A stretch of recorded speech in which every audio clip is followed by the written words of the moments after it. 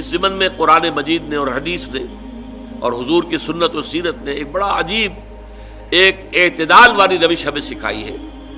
سوال کی مذمت ہے، مت مانگو کسی سے کچھ، جو کچھ مانگنا اللہ سے مانگو اللہ سے، انسانوں سے مت مانگو۔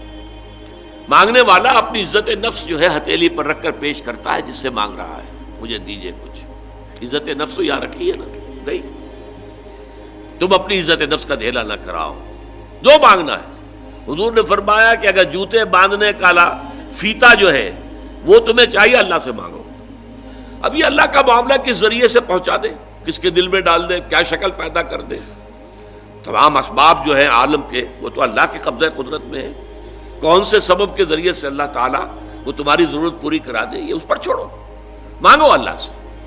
انسانوں کے سامنے دست سوال دراز مت کرو۔ لیکن دوسری طرف اگر کوئی اپنی ہتھیلی آپ کے سامنے کر ہی دے تو اسے ٹھوکر مت مارو۔ اس نے عزت نفس جو ہے اپنی ہتھیلی پر رکھ کر آپ کے سامنے رکھ دی ہے۔ اب تمہاری مروت، تمہاری شرافت کا تقاضا یہ ہے کہ اما السائل فلا تنہر، اب انہیں جھڑکنا نہیں ہے، ڈانٹ ڈپٹ نہیں کرنی ہے۔ اگرچہ ہمارے آج کل کے معاشرے میں جو پروفیشن بن گیا بیگری کا، اس میں بسا اوقات جو ہے پیچھا چھڑانا مشکل ہو جاتا ہے۔ اور واقعہ یہ ہے کہ ان کی اگر مدد کی جائے، اب کیا ہے، وہ آپ نے 1 روپیہ دے دیا تو بعض لوگ سمجھتے ہیں شاید بہت بڑا، میں نے حاتم طائی کی قبر پر لات مار دی، روپیہ دے دیا، لیکن یہ تو اصل میں انسٹیٹیوشن آف بیگری کو آپ نے سپورٹ کیا۔ لیکن یہاں بھی آپ معذرت کریں، کچھ بھی کریں، کسی طریقے سے آپ اگر نہیں دینا چاہتے ہیں نہ دیں، ٹھیک ہے، لیکن ڈانٹنے کا آپ کو حق نہیں ہے، جھڑکنے کا آپ کو حق نہیں۔ اما السائل فلا تنہر، بلکہ یہ بھی آیا ایک حدیث میں کہ تم دو، کچھ نہ کچھ دو، سائل کا ہاتھ خالی نہ لوٹاؤ۔